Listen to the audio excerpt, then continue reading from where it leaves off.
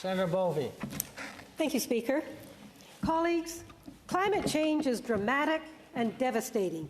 The East Coast hurricane, BC's heat dome and floods, the North's faster than predicted ice and permafrost melt. COP27 and COP15's panels and discussions have and will illuminate the resulting humanitarian crises.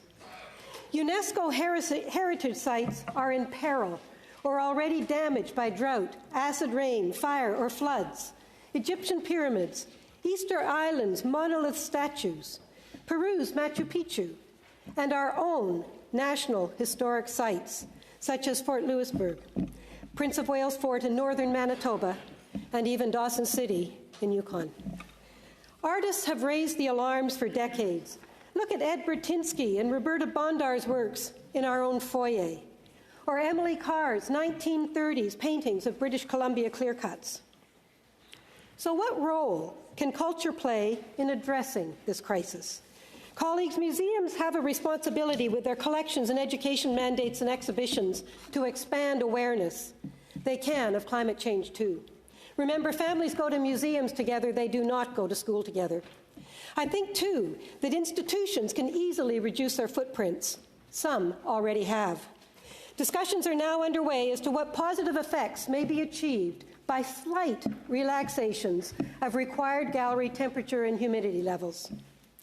I believe scientists and artists have for many, many years been 20 years ahead of society in collaborations on a number of issues, from health to education to engineering and more. So why not for climate change solutions? At the end of COP27, Culture and Heritage finally was able to meet on site, held at the Egyptian Pavilion to a full house, chaired by Princess Dana of Jordan.